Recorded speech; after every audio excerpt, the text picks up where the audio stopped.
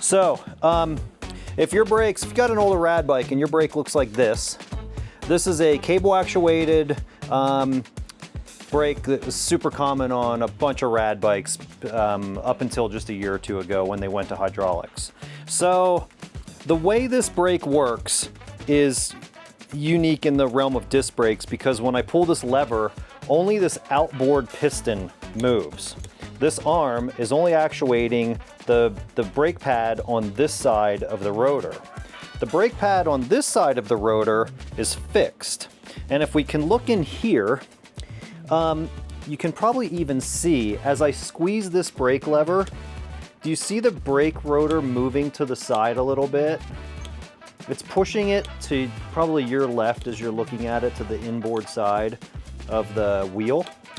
And the reason that this is a crappy system is because the setup of this brake is really hard. Well, it's not that hard, it's just most people don't take the time to do it. So, the way that this brake is intended to get set up is when it's initially set up, you're supposed to have 2/3 of distance between the rotor and the caliper body on the inboard side of the brake, and 1/3 space on the outside between the rotor and caliper body. If you have that spacing right, it makes it so as this inboard brake pad wears, you can keep flexing the rotor into the brake pad instead of flexing the rotor into the caliper body, which is kind of where this bike is set up now. As I'm peering down there, I can see that there's brake pad material left, but the rotor is hitting the caliper, so you don't have any friction material to slow the bike down. So the way you adjust, the way that you want to initially set these up, the way we do it at the shop is your 2 caliper mount bolts back here run through the caliper, and the caliper holes are oval in the caliper, and that allows the caliper to move outboard or inboard, depending on what you want it to do. So the way I set these up is I loosen these caliper mount bolts just enough so my caliper can move, okay? And this won't take very much. So now my caliper is free to float inboard to outboard in the mount. I'm going to then, I want to make sure that first I'm going to look at this barrel adjuster. This is sunk all the way into the caliper. That's what I want. I want this to look similar at the top up here at the lever, and it is not. So I'm going to loosen the jam nut. I'm going to roll. I said I'm going to roll. Oh, someone stripped that out. No, we're good. The threads are a little monkeyed up because they were running right to the end of this adjuster. So we'll see if we get lucky here or if we're going to have to. All right, so we got lucky. We're going to run that guy most of the way in. All right, so now I got no brake, which is kind of how it came in here in the first place. So this is to the bar, this still turns, and Timmy runs into a bus. So we don't want Timmy to run into the bus. So what we're gonna do is get the proper spacing in the caliper.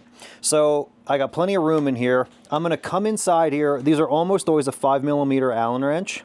And I'm gonna righty-tighty this until I get some resistance in that screw, which I have.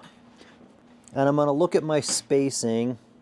I'm still not really happy with my spacing. So I'm gonna come back here to this cable adjuster, this cable anchor bolt. I'm gonna loosen this up and I'm gonna let this relax the whole way because someone else is you're probably gonna see that if this is overloaded, you're gonna see this drop. We'll see how much that happens. Yep, okay. So we're gonna snug that back up. This is almost relaxed now. So now I'm probably, yep, I just got brake, but I'm almost to the grip once again. So I'm getting closer. I'm gonna come back into this inboard pad, contact adjust, and it's a little tough to see in here. If you have a mini flashlight, this is a great place to utilize it.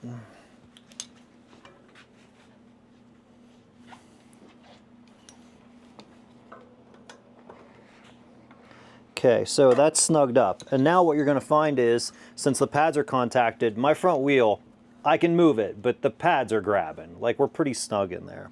So now what I'm gonna do, the pads have sandwiched the rotor, and it should be keeping the caliper fairly straight. So I'm gonna snug up the top caliper bolt. I'm gonna snug up the bottom bolt, recheck the top. And as you can see, I'm just using this end of the wrench for leverage, so it's not getting very tight.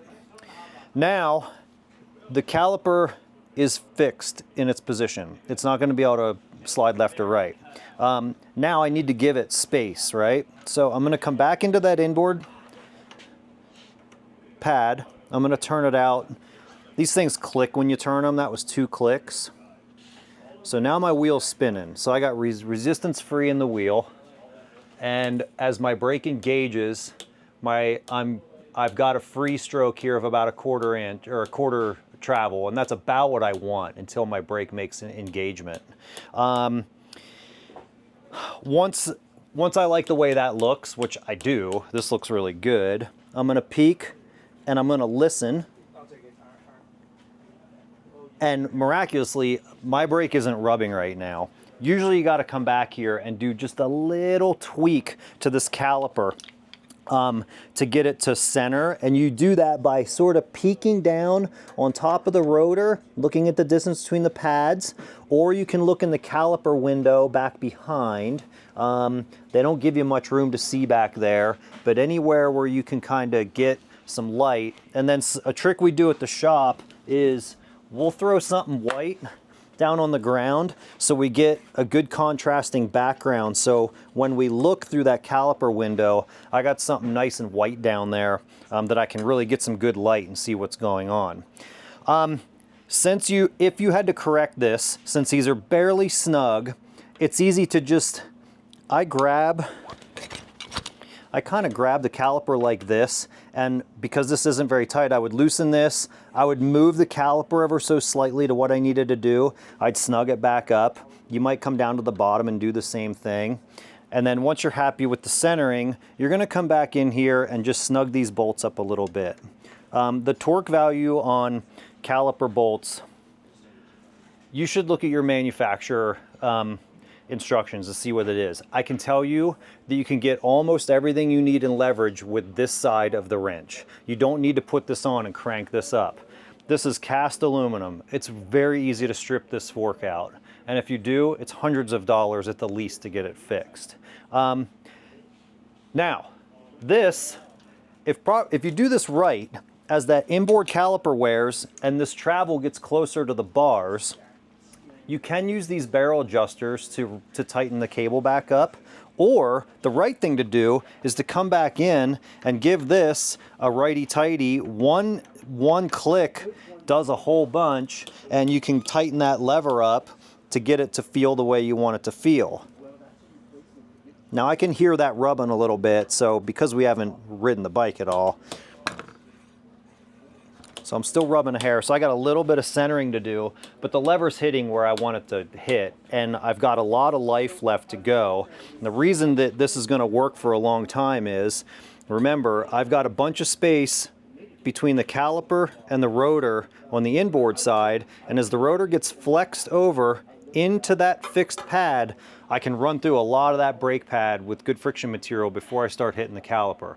Usually your brakes are gonna start making a crazy different noise as that rotor starts to hit that caliper body. And that's kind of one of your signs that you need to get in there with some tools and redo things. That's the centering of these. This bike came in with both the front and rear brakes, both the levers are hitting the bars, so causing Timmy to run into the bus. This one I haven't adjusted yet, so we got some work to do to this. But what I noticed when I came to the back of this bike was the cables, this is the way they look when they're nice and new and shiny. And then just the way that, if you come back here and look at the back of these bikes, the cables come out of these bikes and this is pointed up in the air. Anytime it rains or you ride through puddles and whatever, water can get down into this cable. And then what happens is your cables get all rusty. So I'll put the rusty end next to the rusty ends on the right, and the newer, fresher stuff is on the left. And this rusty cable inside your cable housing makes the brake lever feel really tight and really hard to pull because it's resistance. There's a plastic lining inside the cable housings in these guys, and this rusty cable just can't slide back and forth through that plastic lining that well. So if your brake's really hard to pull, it's probably a cable and housing issue.